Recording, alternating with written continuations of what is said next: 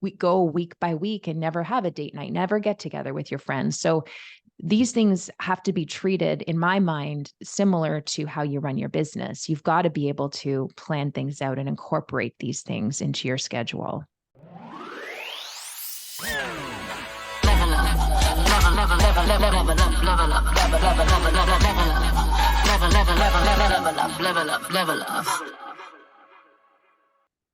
Hello, hello, hello, hello, hello, hello. It's level Hello. up time. Level up.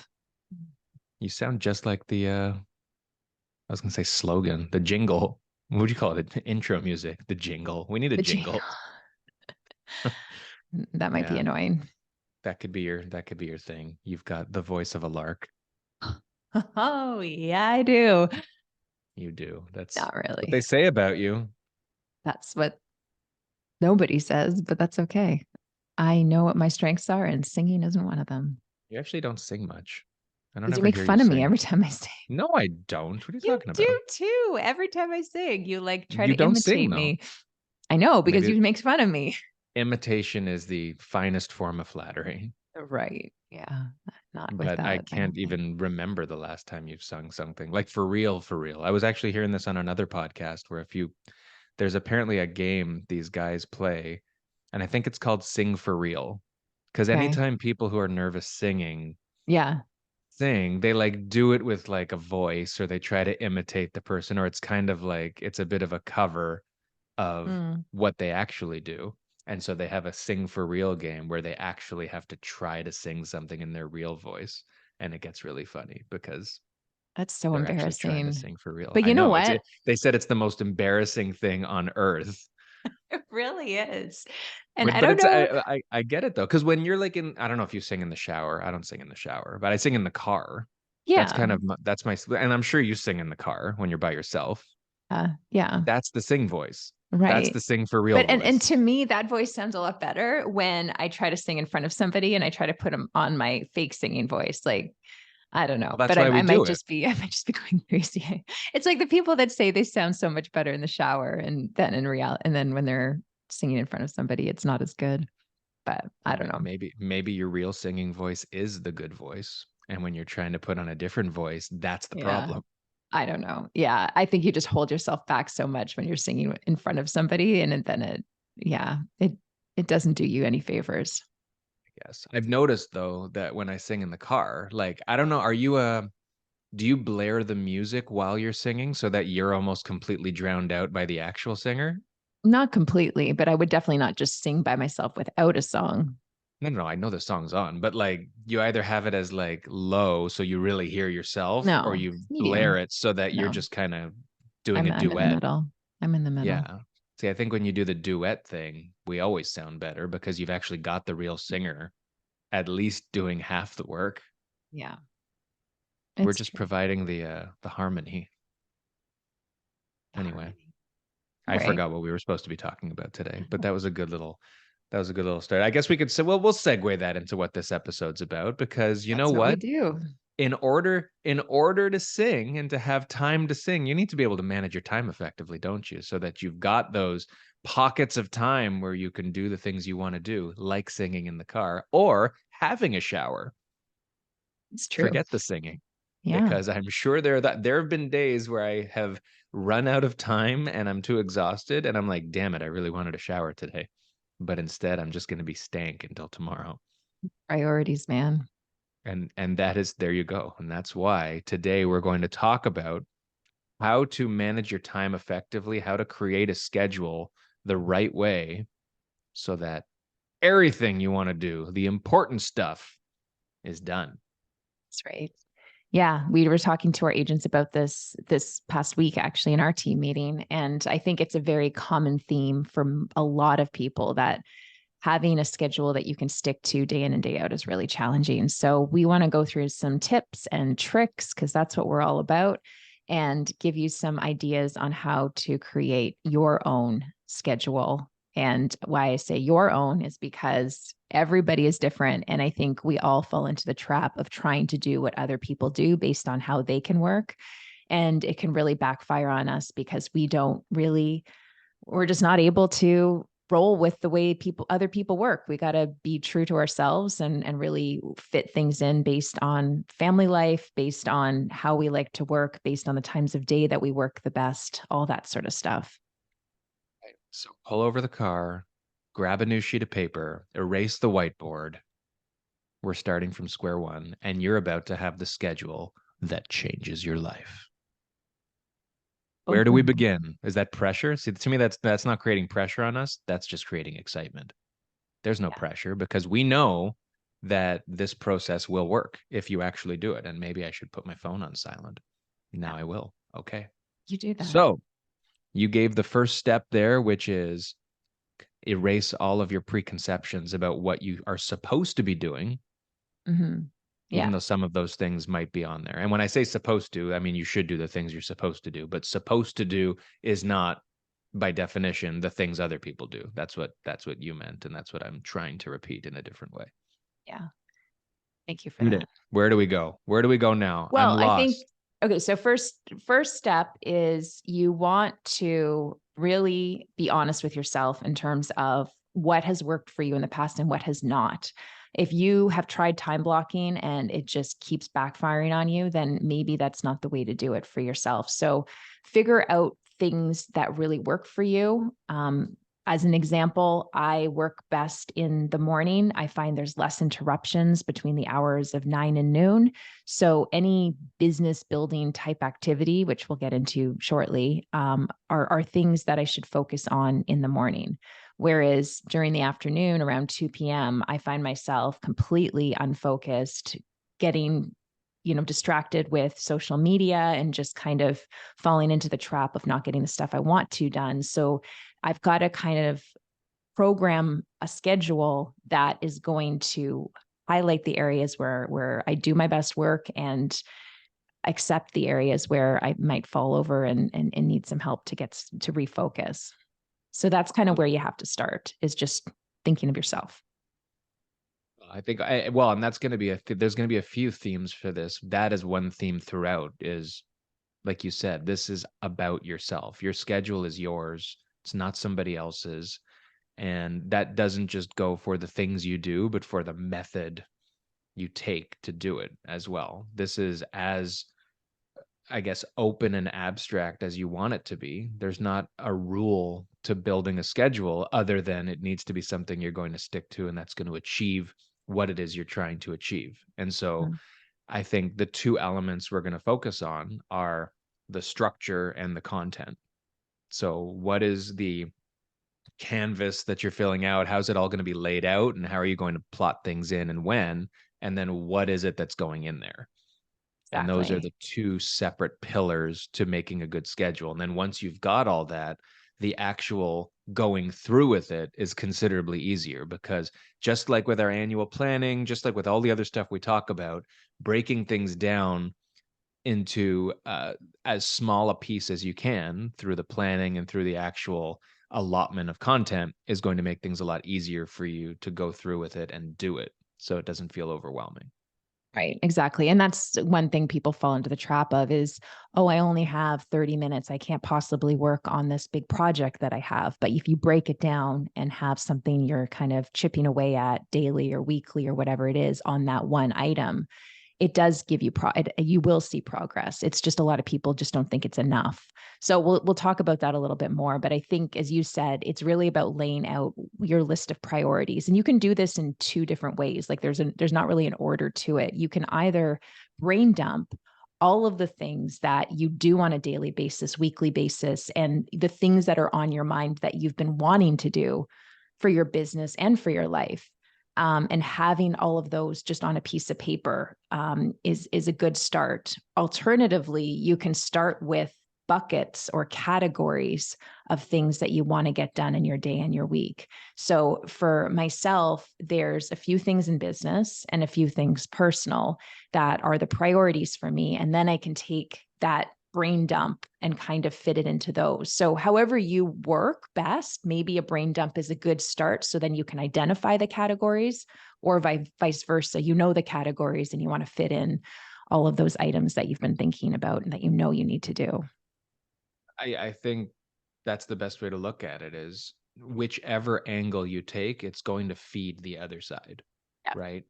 And so I like the category approach. I think the only situation, if at all, where someone might not is if you actually aren't trying to achieve any sort of balance in your life. And I don't mean that in a bad way, because some people feel that the focus of their schedule needs to be 80% business, or maybe they don't have an extended family or kids or people other than themselves to keep an eye on or Mhm. to prioritize the same way, and so it's a little less relevant to say health, family, business, leisure, whatever, Right. because to them life is one big sort of sack of the same sort of stuff in different ways. Yeah, But but I I think it's a good discipline to have to achieve a balance and to be aware yeah. of where you might be turning the dials a little too much in one direction. Even if your brain dump doesn't, um, I guess when your brain dump doesn't feed certain things, right? So let's say you do your brain dump and nothing in there has to do with health and well-being, but you've got a Mm, bucket that you've put aside there for health and well-being, and you're like, "Oh shit, none of my ideas, none of the things I want to do fit that. Maybe I should dive deeper and think of mhm. the things I need to do to achieve that balance." So I Yeah. do think it feeds it that way as well. Yeah. And I think a lot of times we think the personal stuff just kind of falls into place. It happens, but really it doesn't. I think of the times I've gotten together with my girlfriends, maybe it's once or twice a year, which is crazy to me because in reality, we could get together once a month, but no, none of us are planning it. And everybody thinks like the relationship side of things, even us, like a date night, like, we want it to be just sporadic, like, oh, let's just go out to a movie this night. But like, we can't do that with our schedules. We actually have to fit it into a part of our schedule, which might not seem as, romantic or, the way we want it to be, but that's the way it's got to go. Or you're just going to we go week by week and never have a date night, never get together with your friends. So these things have to be treated, in my mind, similar to how you run your business. You've got to be able to plan things out and incorporate these things into your schedule. Think it's a real misconception that spontaneity is the better way or the more enjoyable way to do things. Like, it's great Mm, to be surprised, it's great to have things happen when you didn't plan for them, but yeah. because of the fact you didn't plan for them, anything that isn't either punching you in the face out of necessity or, I don't know, or happening as a total surprise in the way you don't want is not gonna happen, right? Like, we Yeah. talked in the meeting, with our agents about that age old when you see old friends or you see people and you say, "We really need to get together. I'll reach out to you or I'll call you," or whatever. It doesn't happen because you don't schedule it. Like, you're banking on the next time you bump into each other or remembering to reach out and make a phone call. We don't 9 times out of Mm, 10, right? yeah. And maybe sometimes we don't intend to. I know that that's the case with a lot of people. You say it to say it, but the date night with us is a great example too. Like, when it's not slotted in, I'm one of the people who likes this, this. Like, I love the spontaneity. I'd rather this is just like a thing that happens instead of feeling like, "Oh man, 7 to 10, we're going to go somewhere and we're going to have fun, god damn it, and then we're going to come home." To me, that's not my idea of a great date night, but the alternative is there is no date night, Right. right? Yeah. So, So what pick would your I rather have? poison. Yeah. Pick my poison. We're speaking about date night with you, and you're I know. calling it poison. Maybe that's the bad reference, but I don't whatever. know. You know what we're talking about. So, to help people along, I think it might be good to identify maybe some of the more common buckets that you could consider and obviously add in what you think works for what you want as well in your life. Because I'm not telling you what you want in your life. But for the business side of things, I find it's helpful to, first of all, have business growth, which encompasses more of getting the business, talking to clients, following up with people, having listing presentations and buyer presentations, all that kind of stuff. So that can fall into the business growth bucket.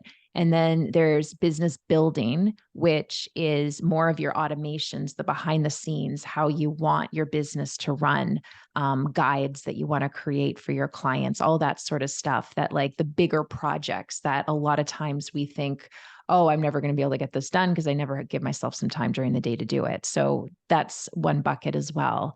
And then the other one I like to have is branding. So that falls, like the social media stuff falls into that. Maybe you've got flyers that you distribute around the neighborhood, whatever the branding is that you want for yourself. That's another aspect that I find is helpful to make sure that I'm constantly kind of thinking about. So those are the business side of things. I don't know if there's anything else that you think would be helpful. Well, I think for anybody who has listened to or started to do the planning exercises we've talked about in the past, or focus exercises, and if you haven't listened to those episodes back in the day, you should, or however you business plan, this is the actual putting into action approach with all the stuff you talk about wanting to do for your business. So from a business approach, in theory, you might have already done the brain dump. You might already have a massive list of things, but the massive list is useless without actually giving it legs and a place Yeah. you're going to do them, right? Mm-hmm. So I think those buckets that you laid out there, what was it? It was growth, branding, and advancement. Was that the other one? No, Business, business growth, business development, or something development. like that in branding. Right. Yeah. Yeah, so those I think are a good solid 3 pillars. I think as an individual, again, looking at your own business plan and looking at your goals, you're going to maybe have pillars that have different names. Maybe there's different areas of the business that are important to you, maybe philanthropy, things like that. I don't know, right? Yeah. Yeah. Um, but that'll be driven by all the things you want to do. And the schedule is the organization of all those thoughts. Like Yeah. this is where you sort of bucket it first into categories, and then the next step will be, okay, what do we do with those categories to actually get them done instead of just talking about them? Yeah. And I'd suggest being more broad about it. You don't want to be very specific and then have 10 categories in your business where you're like confusing yourself as to how you're even going to accomplish anything. That can feel really overwhelming. Yeah. If you do that, then there is a point where too many things is still impossible to schedule, right? Yeah. Like this isn't. I think even with our annual planning, when we talk about brain dumping, it's being done with an outcome being you're going to cut things out that aren't the most important. Yeah. And that's an important point too. You want to have things on that list that actually are growing your business or are meaningful to you. And a lot of times we think, oh, I need to post daily on social media because that's what I've been told to do. But do you actually like that? Is social media an area where you're looking to grow? Maybe it isn't. So why are you doing it? So, you really have to be selective about the categories and the items that you're putting on your list of to-dos. Whittle down the list. It can start huge, but just Mhm, because your list says you want to do YouTube, Facebook, Instagram, TikTok, postcard campaign, videos, seminars, mhm. what is it? And this again is another discussion about determining your focus and your comfort level and what your strategy is. Use the brain dump to identify what's most important and when you've prioritized it. And when you're going through the scheduling element of this exercise as well, you're going to quickly see how much time you actually have in a day to Mhm. properly do this stuff. So even if you say a dozen things are important, you might quickly realize that the dozen things are not realistic to do effectively once you actually start scheduling them out and seeing that. Yeah. Yeah, and then on the personal side, things that you could consider health, friends, family, um, Things you could consider. or Health, should I guess you consider. could. Yeah, I Yeah. mean, I would definitely say health, yeah, kids, family, friends, that kind of a category. And then I think home tasks kind of thing, like that's more task related, like, oh, I've been meaning to repaint the garage doors or, something like that. But like I walk through our house every day and I'm like, oh yeah, like I really want to get to that, and it's in my mind, but I never actually do it. So writing it down, having a place that you've put it, and then figuring out when you can do it. I'm not saying just because I've written it down, I'm going to do it next week. I'm going to make a plan to figure out, okay, when can I slot this in? When can I actually finally get this done? On this ties into, I know you mentioned earlier this week about, your vision wall Mm, and bigger goals as well. yeah. Things are not Bigger goals don't mean they're part of your weekly or monthly schedule, but they're things you need to identify a timeline for so that you actually do them. And Mm, you had pointed out, like this year, two of the big things that were goals, both of ours were going on a big family trip, which we mhm, just came back from, and also finishing the kitchen or mhm. doing the kitchen, finishing the kitchen. God knows when that's going to happen, but it is underway, Oh, and the schedule. And I mean, I'm sorry to our contractor if he's listening to this, but the actual scheduling sometimes is out of our control, right? yeah. We scheduled starting it. The finish is a moving target, but that's okay, Yeah, it's right? out of our control. Yeah. But it's happening, and it's only happening, I think, because we put our foot down and said this is something we want to get done. So how are we going to do it, and when does it make the most sense, right? So Yeah. big ticket items or bigger one-time events or things still become part of this stuff that is to be done, right? Whether it's painting a garage or renovating a basement, you Mhm. know, be real with how long they take and when you want them done, but get it all down there so that you understand what's important to you. Exactly. Because the idea is this list, it's obviously a fluid list. You're always adding to it, but you always have access to it. So, however you best work, some people have like an online, like they've got a Trello board or Asana or something along those lines that they are continually in and looking at. You What? said a sauna. I'm like, people have a sauna that they're sitting in. Like you have like a good Yeah. dry sweat. Or like a whiteboard, or like for me, I like just to have it all written down in a notebook that I'm constantly just bringing around with me. Like I understand how easy and accessible it can be to have it on your phone. For some reason, I just can't, like, I don't know if it's just the concept of writing it down, pen to paper, that makes it better for me. But I can't, I've put up Trello boards before and I don't know what it is. I've struggled with that. I really believe, especially on the phone, but tech in general, there's too much. That is the culprit for distracting us, right? I think some True. people Yeah. some people can see through it. I can't. Like when I'm holding my phone, I'm automatically going to the 3 or 4 apps that have nothing to do with scheduling or business Mm-hmm. whatsoever. Like I'll read an email and then I got to put my phone away because it's not going to be going to the calendar next. It's going to be going to whatever, looking at Yeah. like fantasy sports or something, right? Mm-hmm. Like that's where it's going to be going. And while I enjoy that, that could, just like with you and reels and all that, that could eat Mm-hmm. a half an hour without even thinking twice. Yeah. So having the schedule in there, like sitting next Mm, door to that stuff, makes it tougher than if yeah, it's on my desk or on my wall or something like that. exactly. Yeah. So yeah, definitely have it written, like go back to what works best for you and do that. Yeah, so those are your buckets, those are your categories. And the idea is you are looking at those categories each week and planning ahead for the week. You're picking and choosing. Like some items are going to be repetitive. Some items you're going to have to do every single week. Other items are like the business growth or the business development. You're going to be picking maybe pieces of a bigger project that you want. It's like, okay, I want an investment guide for my clients. Okay, this week I'm going to work on creating the outline. What are the different topics that I want to include in that guide? And that's what you work on. You're not doing the entire guide. You're doing a piece of it. And that's Well, important. yeah, because without doing that, you lose sight of the progress you're making and you get discouraged and you stop doing things altogether. So Yeah. having a small goal you can finish keeps you going the following week and also gives you direction into the following week or month or whatever, Yeah. because there's a logical progression to the things that you're doing.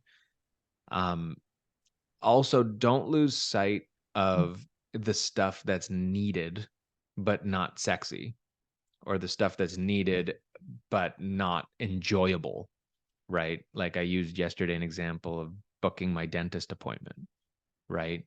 Like I know that that could fall into health, right? But it's not one of those things, like it's almost optional, shouldn't be, right? But things like that, I had it scheduled, I had to cancel, and I need to reschedule it. I still haven't done it. Do it right after this. I know I'm gonna do it right after this. But like that's an example of something that doesn't feel like it's like it wouldn't have been in my brain dump, for example, right? Going to the Yeah. dentist. Yeah. But it is something that maybe if you want to go next level and understand the things you need to do, Mm. right? Like you need to I don't know, like as small or as big as you want, servicing your car, you know, like stuff Yeah. like that, things that you know already that fall by the wayside and tug at you, changing you, like taking the winter tires off, whatever it is. The Yeah. more you're able to identify these things you're supposed to do that aren't sexy, you'll feel better about it when it's in the schedule and it's And getting maybe you've got a bucket, like a miscellaneous bucket, or like just shit that I've got to do that I really don't want to do, or whatever it a is. bucket of shit, The bucket a of shit shit. bucket. But also what I find is helpful is each day I've got like a to-do list, like, and it's just a few things. It's not like 100 things that we all like to have on our to-do list. Like it's a few different things. And when I do that, I work into my schedule a time where I take care of more of the daily repetitive tasks like checking email, checking my voicemail. Like the to-do list can be incorporated into more of those daily repetitive tasks where it's like, okay, I've got a half an hour. What am I going to do? I'm going to call the dentist. I'm going to book an appointment finally and just get it done. Oh, you're Um, gonna call the dentist for me? Thanks. no, what I'm going to do today is I'm going to call the city to find out what level our daughter is or has finished in swimming so that I can book her for her swimming lessons by the date that we need to in order to have the availability. Because what we typically do is we don't figure out what kinds of activities the kids want to do in the fall until September, and by then everything's been booked up and we're dealing with ridiculously high private swimming lessons that we don't want to pay for. So we want to go through the city because it's economical and we need some space. So Right. yeah. I've got to Anyway, book I've got to book our son in a trial piano lesson at a new piano place true. today. Daily repetitive tasks. Fit it in there. 30 Well, minutes. that's a one-time task, but yeah. Right. I mean, yeah, but like just fit it in and then you're doing it I'm just quickly. I'm just picturing calling the piano place every Every day at day. 2 o'clock. I'd like Hey, to book hey, another trial hey. class. It's on Yeah. my schedule today. Yeah. Um, yes. So But and speaking of those daily repetitive tasks, like that's one of the areas where you typically will fall off is when you get an email and you're like in the middle of creating your outline for your investment guide and then you get totally distracted. Like your brain's amazing, but your brain cannot handle going from one thing to another so quickly and then get you back on track once you read that one email. The likelihood of you getting back to where you were at, like it sets you back so far if you're in the middle of a specific task that you're working on, you're really focused, and then you switch your mind over to an email. To get back into it will take you, I know studies have been done, but it's like, 10, 20 minutes just to get back into that one mode of thinking. So just be aware of that. have the discipline to finish what you started. Is it? It's hard to do. None of us do it perfectly, No, but no. but it's it's so beyond just what you're saying, which is true, how hard it is to get back into something. Just the action of leaving things unfinished contributes to your inability to even go through with your whole schedule or to Mm. feel accomplished in things. Like if it's an extra 5 minutes to ignore your phone or to ignore your email, do that because you're going to now have something completely crossed off the list. And I can't even think of things like short of someone being in the hospital or whatever, Mm. there's no reason you need to be giving your phone that sort of attention for like a 5 minute wait, right? Yeah, or even Although I longer, although I understand in our business it's different. I'm not mad at those people who pick up their phone every time it rings, and we should, and we're on call and all those things. But just be aware of the stuff that you're doing. Like if your mother calls, Mm. right? Now, if my mom's listening, she's going to be upset. But like if your mother calls and you're in the middle of something, call her back, Yeah. right? I do it to you Don't. too if I'm in the middle of something. I Like know. sometimes I Oh, just I know. Oh, I know. Get mad. I've done it to you too. I've done it to you too. But yeah, no, I Mm. definitely put your phone away, especially when you're in certain parts of your schedule that requires like your ultimate focus. I mean, for most stuff, just deal with it one thing at a time. Your phone is like more of the daily repetitive tasks. Like if you want to go into social media and answer some of the direct messages you've received, put that into your daily repetitive tasks and do that at a specific time as opposed to in real time. Well, and this ties into what I think is a really important point, which is your schedule is yours. And the only way it works is if you take ownership of it Mm. yourself and don't let other people dictate where it's going to go, right? Yeah. Like Yeah, it's if true. you build it, I was going to They say will if you build it, come. they will come. I knew you're saying that. If you build it, but then you kind of do it as it works based on what's happening around you, you haven't really built an effective schedule. You build it with the intent to do it. And because it's yours and you did it with intention, so don't let other people and their priorities and their schedules Get in infringe the on your way. schedule. Yeah, Right. And that's what exactly. these phone calls and emails and people knocking on your door or saying, hey, can we just do this for an hour? And most of us, I think, instinctually will say, that's fine. I'll get back to what I'm doing. This person needs help, or this thing just came up, or whatever. And that is what totally throws a wrench in your schedule because the moment not just you don't finish something, but you skip something or something takes an hour longer than it should have, what does that do to the rest of your schedule? Like now everything's getting bumped. And because it's your nature to delay yourself the one time, you're going to be doing it every day. You're going to be doing it every time somebody calls. And it's very nice and a common excuse you can give yourself that, hey, I was helping somebody, I was doing something nice. This was productive time, right? But if that's the case, if you know that you need time every day to be distracted or for contingency, then that should be one of your buckets or that should be one of the things in your schedule as well that you know you've got a free half hour every day to maybe it's just to be distracted on your phone, but maybe it's I know people are going to call, I know things are going to happen and get in the way. Let me put aside a half an hour where I return all those calls. Exactly. Yeah, and then just wrapping things up, I think the only other things I would say is you want to give yourself also some time to reflect on how you did each day, ideally, at the end of the night. Go through your schedule. How much stuff did I accomplish? Where did I fall off? What can I do better for tomorrow? So really being honest with yourself and figuring that out, I think can just help you get better every time. And then also planning for the next day the night before, can be really helpful because when you wake up and let's say like you have your alarm set and you wake up and you don't know what your day is going to be versus you know what your day is going to be, you're more likely to wake up and get started quicker, if you know what you know you want to accomplish in the day. So I find that's helpful as well. Go in your day knowing what you're going to do. Well, the schedule is supposed to give you certainty. The point of Yeah. the schedule is you have one less thing you're confused about. You have direction with your day. Hmm. It's tied deliberately to outcomes you're trying to achieve. Like Yeah. Yeah. this is Well, that's the key. Yeah. right. Like this is what Hmm. brings together all the planning and all the strategy. It's like I said before, it's completely useless if you're not doing the stuff. So Yeah. this Yeah. is like that framework Hmm. that's going to let it actually happen. Yeah.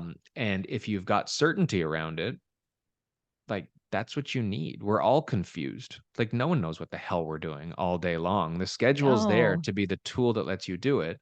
Yeah. And yeah, doing it the day before, doing it the week before. Like we've talked about this before, our podcast, like we plan out a month's worth of topics ahead of time. We establish who do we need to call to have as guests on the podcast. We know that we've got our team meetings every week. What are the topics going to be for those? When do we need to prepare that stuff? Um, and then when you've isolated some of these recurring things, then you know the pockets you have for all the miscellaneous things or all the one off stuff you need to put in there that you can Mm. slowly bucket in as well. And ideally, again, you want to have cushion in your schedule. I think the point of the exercise is not to make sure 9-10 hours every day are planned, because you're going to screw yourself that way.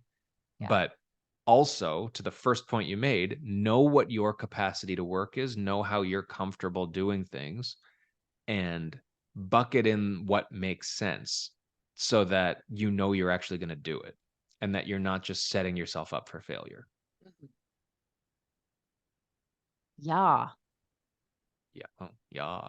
Yeah. Yes, Queen. That's me. I'm the queen.